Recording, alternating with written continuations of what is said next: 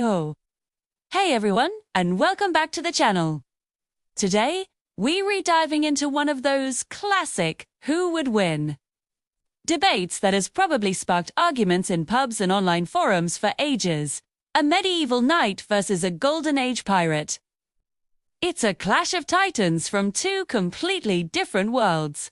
On one side, you have the chivalrous, heavily armored warrior of the land. On the other, the cunning, ruthless swashbuckler of the high seas. So, who comes out on top? To figure this out, we need to break it down.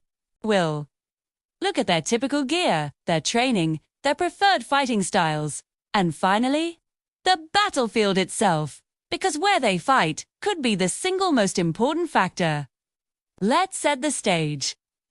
We're talking about a quintessential 5th-10th century European knight in full plate armor, and a classic early 18th century pirate from the golden age of piracy. Let's get ready to rumble. First up, let's talk armor and equipment.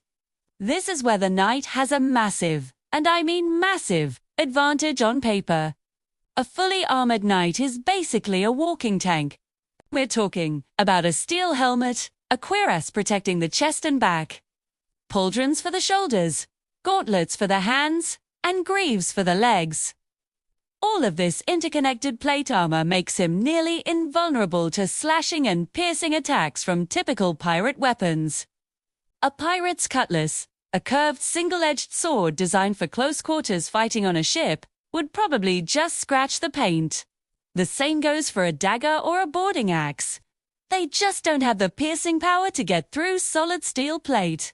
The knight, on the other hand, is wielding weapons designed specifically to defeat armor like his. A longsword, a poleaxe, or a warhammer could deliver devastating blows. A longsword can be used to thrust into the gaps of the armor, and a warhammer, well, a warhammer doesn't need to pierce the armor.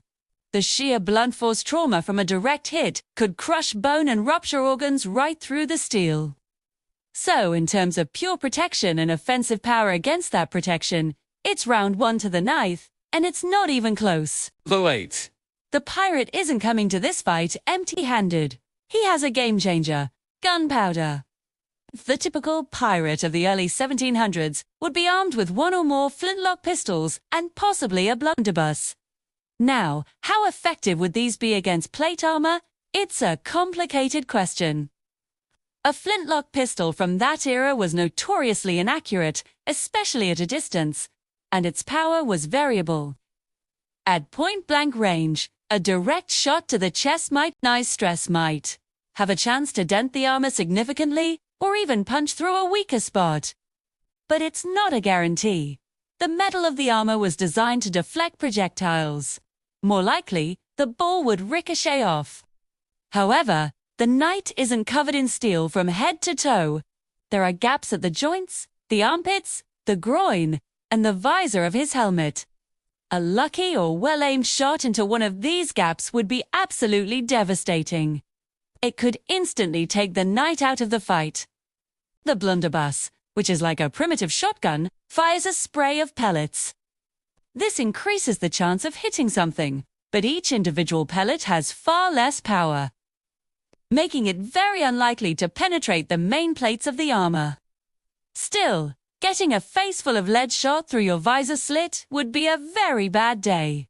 So, the Pirate-S firearms introduce an element of chance and a ranged threat that the knight has to respect.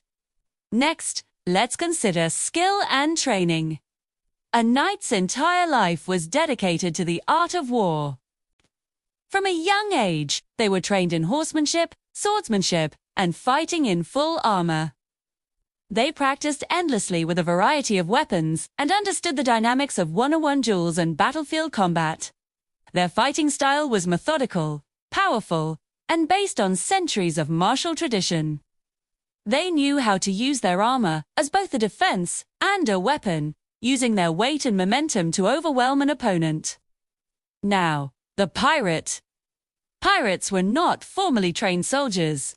They were scrappy, opportunistic brawlers. Their skills were learned in the brutal chaos of boarding actions and tavern fights.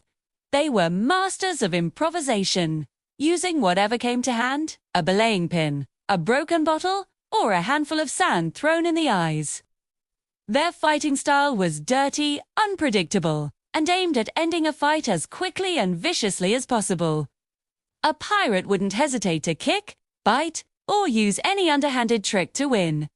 So, while the knight has far more formal training and technical skill, the pirate has a wild, unpredictable ferocity that can be very difficult to counter. The knight expects a certain code of conduct in a fight, a code the pirate would laugh at before trying to stab him in the back. This makes the skill comparison tricky. The knight is the better duelist, but the pirate is the more ruthless survivor. So, we've got an armored tank versus a cunning gunslinger. The deciding factor in any fight like this has to be the environment. Where does this epic showdown take place? Let's imagine two scenarios. Scenario 1. An open, flat field. This is the knight's home turf. Here, he can manage his distance, build momentum, and bring his superior reach and armor to bear. The pirate's flintlock pistol is his only real hope. He gets 1 or 2 shots before the knight closes the distance. If those shots miss or fail to penetrate, the pirate is in a world of trouble. He can't outrun a charging knight, and once they're in close combat, the pirate's cutlass is almost useless against the knight's armor. The knight can simply absorb a few hits while delivering a single, decisive blow with his longsword or warhammer in an open field. Give the victory to the knight 9 times out of 10. The armor advantage is just too significant. But now, let's flip the script. Scenario 2. The deck of a pirate ship. This changes everything.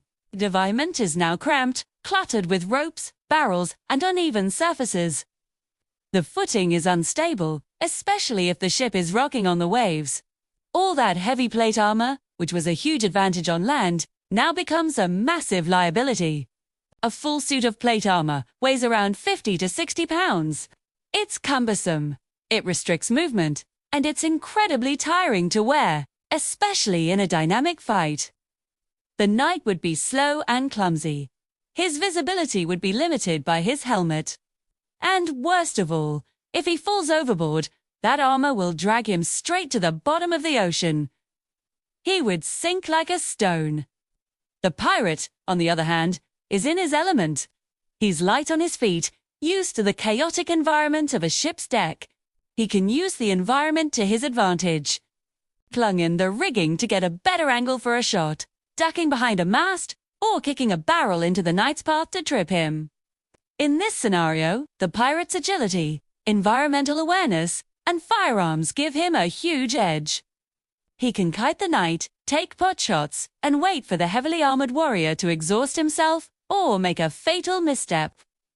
On the deck of a ship, the tables are turned, and I'd give the win to the pirate most of the time. So, who wins the ultimate showdown? The honest answer is, it depends entirely on where they fight. On land, in a relatively open space, the knight's overwhelming advantage in armor and heavy weaponry makes him the clear favorite. His gear is simply too much for the pirate to overcome with a sword. The pirate's only chance is a lucky pistol shot, which is a low probability bet. However, if the fight takes place on the pirate's home turf, a ship at sea, the knight's armor becomes a death trap. His strength and protection are negated by his lack of mobility and the constant threat of falling overboard. Steady, cunning, and familiarity with the environment would allow him to outmaneuver and wear down the knight. It's a fascinating matchup because it perfectly illustrates how crucial tactics, environment, and technology are in a fight. It's not just about who is stronger or better armed in a vacuum. It's about who can best use their advantages in a given situation. So, the winner of Knight vs. Pirate is the one who gets to choose the location of the fight. What do you guys think? Did I get it right? 4. Who would you bet on, and why? Let me know down in the comments. I'd love to hear your take on this. Thanks for watching, and if you enjoyed this battle breakdown, Be sure to hit that like button and subscribe for more hypothetical showdowns. We'll see you in the next one.